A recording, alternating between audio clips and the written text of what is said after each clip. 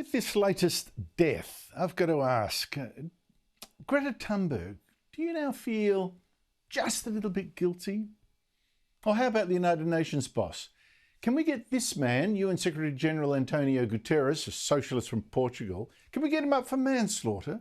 For scaring children to death with his reckless global warming doom preaching? Dear friends, humanity is on thin ice, and that ice is melting fast. The climate time bomb is ticking. Now, I ask all this because Guterres has made it his mission, of course, to push his climate death cult on children and on youths very deliberately. And now, big surprise, one impressionable teenager is dead. He killed himself. Theo, 19 years old, a Greenpeace fundraiser from North London, took his own life. And his sister said it was because he'd lost all hope for the future of the planet. Now, he'd done all the things a global warmers are supposed to do. He rode a bike everywhere, not a car, wore mainly second-hand clothes to ease the burden on the planet, but he still felt helpless. And his sister said in his last years, Theo grew increasingly concerned and distressed about the effects of climate change and the destruction of the environment.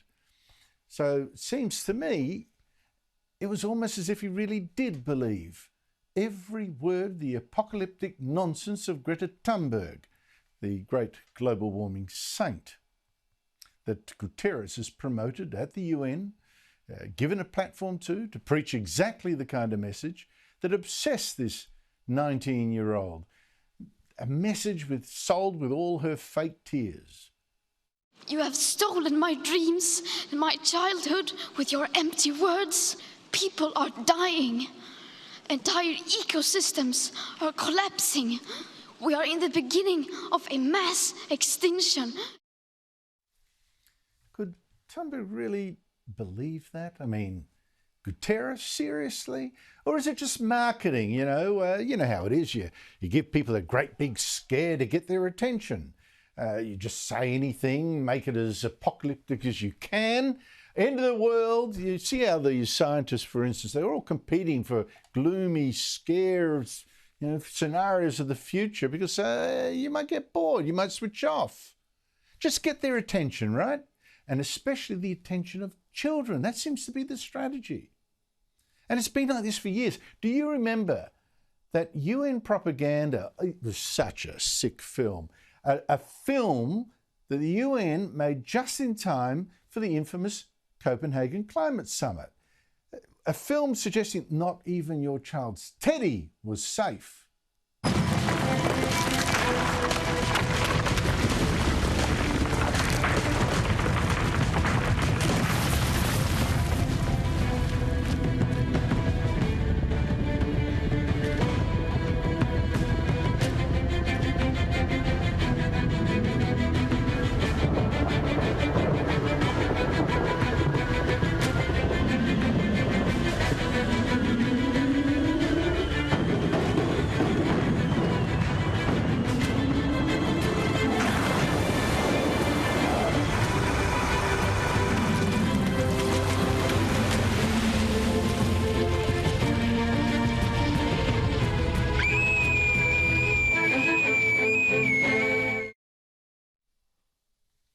Amazing. That is a UN film. How dare the United Nations go after your children like that? How dare Guterres? And it's not just reckless, and it's not just child abuse, deliberately designed, it seems to me, to give children nightmares and spread pessimism about their future. It's actually dishonest because you just look around. I mean, global warming doesn't threaten us with doom. Just look, the planet has been growing record crops just this past decade. That's just for a start. Our risk of dying from climate-related disasters has in fact never been lower. And so many of the climate disasters that were predicted have turned out to be false. But it works, you see. Scaremongering works.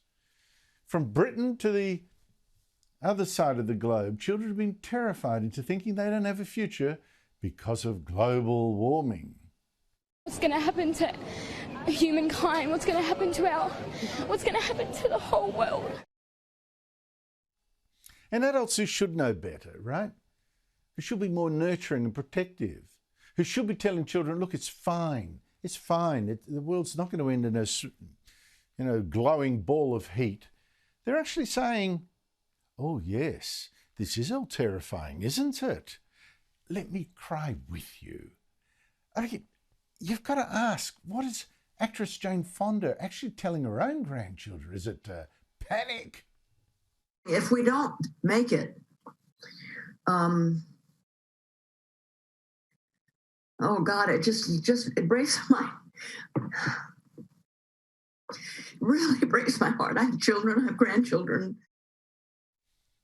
Okay, Fonda's, an actress, and they like the theatricals and the dramatic and, oh my God, the end of the world pose, But even scientists now, are looking children right in the eye and saying, oh, it is grim, instead of telling them the reassuring truth. No, in this case, no, you won't all be dead at 50. And no, all the animals won't be wiped out. That's crazy stuff. Not true at all. Look at this. It's from last week. It's a 13-year-old girl being told on Australian national television, oh yes, the future is all bleak, by the man who actually heads the country's top science outfit, the CSIRO. With your current plan, will my generation even reach 50? So Hannah, what do you want to do when you leave school, or what is it? I want to go into zoology, but honestly, at the rate we're going, might not be any animals left to study. I know the future looks bleak. I know that. Who put that thought in that child's head that she could be dead in a couple of decades from global warming, that there'd be no more animals to study?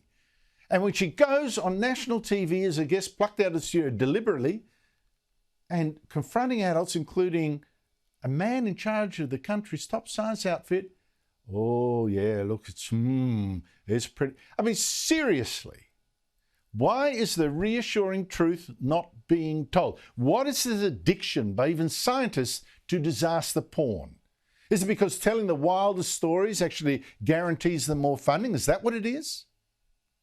You remember the climate scientists in the year 2000 who said, children aren't going to know what snow is. No, they won't know what snow is. Global warming is making snow a thing of the past. And then, of course, snow. But how many children back then believed that? And really, you'd think, having been hoodwinked like that, and I could mention a whole lot of other fake predictions, there'd be no ice in the Arctic by 2013 or 2014, or there'd be no rain-filling dams in Australia by about now. I could mention the whole lot, you know more. But how many children then, having heard all that, should now, being a little wiser, a little older, light bulb moment, they've been conned? They told us this when we were kids. It's not like this when we're adults. Instead, this generation, now kind of grown up, is saying, oh yeah, look, no, global warming is still so terrifying that we couldn't possibly even have children ourselves. There's even now a group of women calling themselves Birth Strike, saying, oh, look, this is a shocking place now to bring up children. We couldn't possibly inflict the planet on our children, so we're going to save the planet by not having any. There isn't going to be a future for those children, so really we're talking about a scale of a crisis which is so unprecedented, and there's so much about it which is terrifying. Terrifying? Now look, for consolation, I think, well, people like that maybe shouldn't have children. Not a big loss. And all right, we can laugh at them all over again in 20 years from now, whenever, when they realise what they have lost by believing this stuff. Because the planet will be fine, but they'll be childless. Except, of course, they won't be the only ones here. What about the parents whose own children really were terrified to death? Their children won't be here to realise that people like Thunberg and Guetteres scare them for nothing. That the planet is fine. And it's the climate activists who are the menace.